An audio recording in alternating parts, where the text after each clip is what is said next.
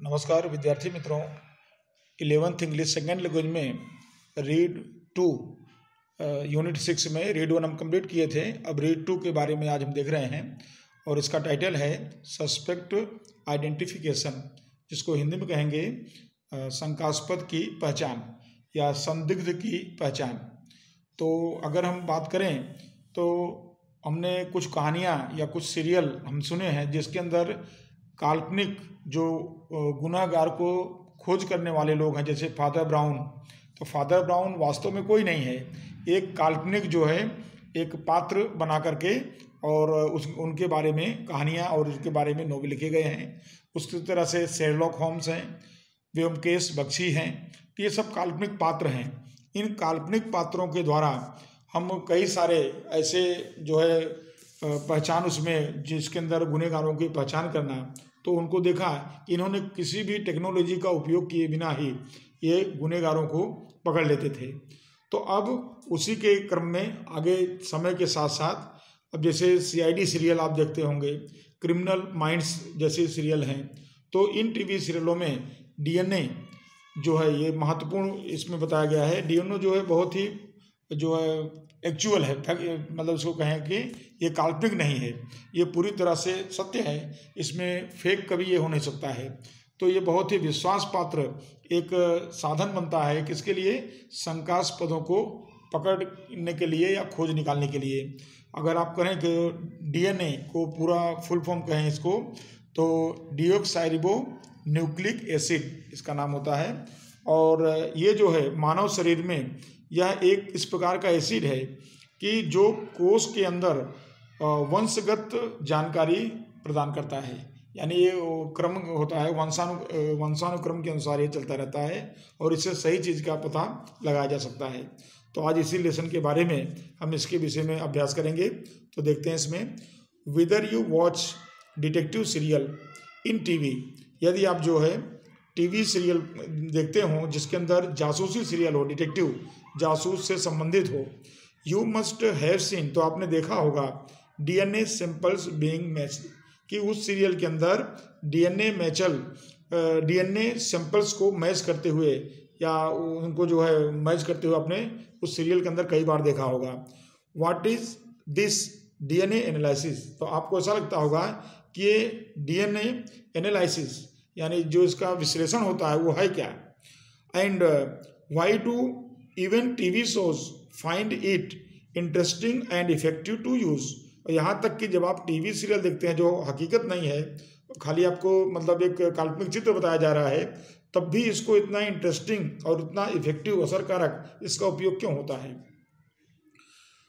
Fictional characters, यहाँ fictional का मतलब हुआ काल्पनिक, कैरेक्टर यानी पात्र, काल्पनिक पात्र लाइक जैसे कि Father Brown, Sherlock Holmes and Byomkesh Bakshi, ये जो पात्र हैं काल्पनिक पात्र हैं जो जिनके बारे में हमने कई बार सुना है, हैव बिकम लेजेंडरी यानी प्रख्यात होना, ये लोग प्रख्यात हो चुके हैं फॉर दियर स्किल्स, अपनी कौशल्य की वजह से, इन आइडेंटिफाइंग क्रिमिनल, इनकी कुशलता क्या है कि ये क्रिमिनल को ढूंढ निकालते हैं, पहचान लेते हैं, विदाउट एनी टेक्नोलॉजी, बिना किसी तकनीक के या बिना किसी टेक्नोलॉजी का उपयोग किए हुए ये किसी भी क्रिमिनल को ढूंढ निकालते हैं। बट टुडे, लेकिन हम आज की बात करें, इन्वेस्टिगेटर जो जांच करते होते हैं investigators, rather use lots of new technologies, तो उनको हम नई नई टेक्नोलॉजी का उपयोग करते हुए देख पाते हैं, किसके लिए, टू आइडेंटिफाई कल्प्रिट यानी गुनहगार, जो गुनहगार होता है, क्रिमिनल होता है, उसको पहचानने के लिए वह लोग आधुनिक टेक्नोलॉजी का इस्तेमाल करते होते हैं, ऐसा हम देख पाते हैं। The most popular and accurate, अगर हम कहें सबसे लोकप्रिय, सबसे प्रख्यात, एंड एक्यूरेट और सबसे परफेक्ट जो है संपूर्ण, of them all is DNA analysis, इन सारी टेक्नोलॉजी में सबसे महत्वपूर्ण और सबसे लोकप्रिय जो है या प्रख्यात अगर कोई टेक्नोलॉजी है तो वो है DNA analysis. DNA is the most basic biological material that every human being has. अब डीएनए के बारे में बताया गया इसके अंदर, तो डीएनए क्या है, तो डीएनए जो है ये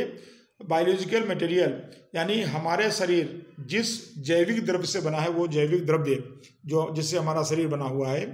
तो वह जो है उस जैविक द्रव्य को that every human being has, सब हर व्यक्ति में, हर प्राणी के अंदर यह जैविक द्रव्य पाया जाता है। Every cell in a human being has thousands of DNA strands. अगर हम ऐसा कहें कि हर मानव के अंदर, हर ह्यूमन बीइंग, हर मनुष्य के अंदर हजारों की संख्या में डीएनए स्ट्रैंड, यहाँ पर स्ट्रैंड शब्द दिया है, स्ट्रैंड्स को हम कहेंगे तंतु या रेशा,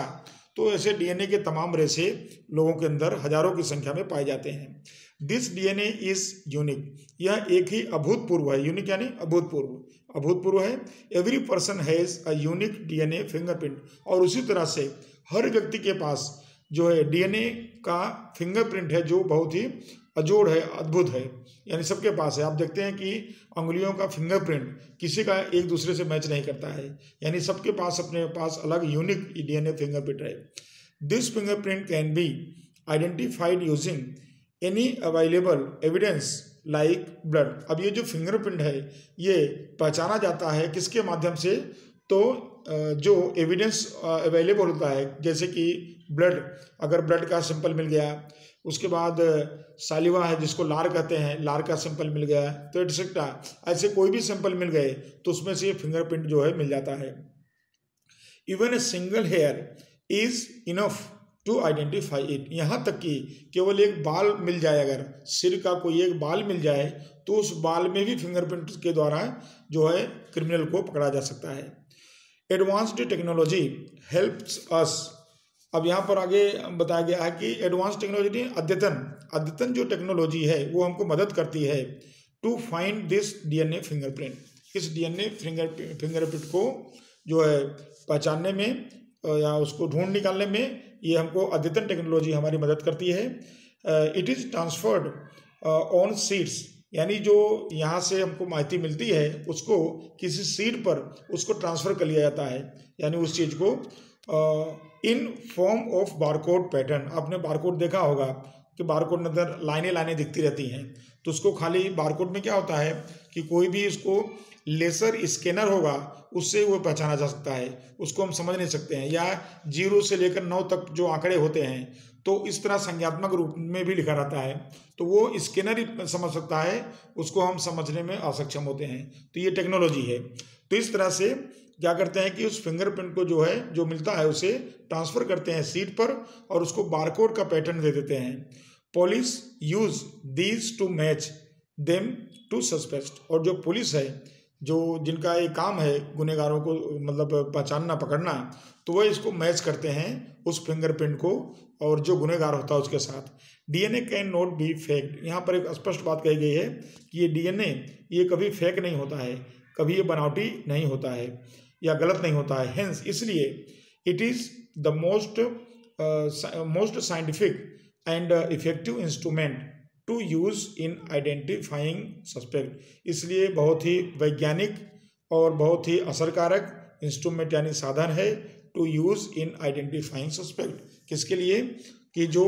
सस्पेक्ट है, संदिग्ध है, उसको ढूंढ निकालने में बहुत ही महत्वपूर्ण साधन है। दैट्स वाई, और इसी वजह से इन्वेस्टिगेटर्स प्रिफर, जो इन्वेस्टिगेटर जो जांच करता होता है वह प्रिफर करता है यूजिंग दिस टेक्निक, इस टेक्निक को इस्तेमाल करना ज़्यादा पसंद करता है। Other effective method are also used in suspect identification, आगे बताया गया है कि दूसरे भी इफेक्टिव यानी असरकारक मेथड यानी पद्धतियाँ भी यूज की जाती हैं, किसके लिए, सस्पेक्ट आइडेंटिफिकेशन के लिए। जैसे कि इसमें दिया है फोटो कंपोजिट्स। अब ये फोटो कंपोजिट्स क्या है, तो फोटो कंपोजिट्स जो है ये related sketches of suspects based on account of witness. अगर कोई साक्षी है, किसी ने गुनहगार को देखा हुआ है नज़रों से, तो अगर वो चाहे तो फोटो कंपोजिट्स के द्वारा उस गुनहगार को पकड़वा सकता है, क्योंकि वो बताएगा और कंप्यूटर पर उसकी स्कैन तैयार की जाएगी और स्कैन करने के बाद पता लग जाता है कि हाँ ये व्यक्ति ये या इसका चेहरा इसका दिखाव इस तरह से था, और इस तरह से ये फोटो कंपोजिट्स के द्वारा भी क्रिमिनल को पकड़ा जा सकता है।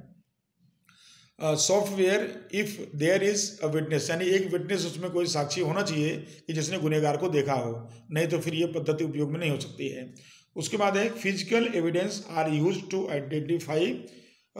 सस्पेक्ट्स। इसके अलावा जो है जो शारीरिक यहाँ पर दिया है physical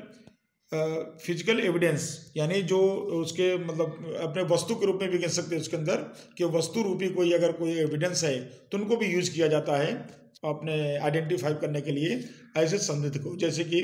bite marks are also useful in identifying the culprits. जैसे कोई चीज़ को दांत से काट लिया गया हो,